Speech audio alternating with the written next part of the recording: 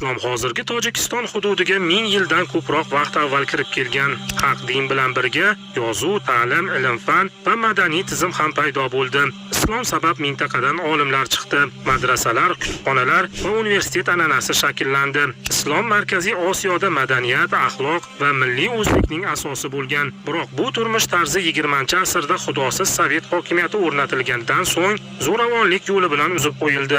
Faqat dunyoviy emas, balki ochiqdan ochiq dinga qarshi edi. Islom nazoratga tahdid sifatida ko'rildi va shu sababli yo'q qilinishi lozim deb hisoblandi. 1928-yilda sovet hokimiyati tojik tilini zo'ravonlik bilan arab yozuvidan lotin alifbosiga o'tkazdi.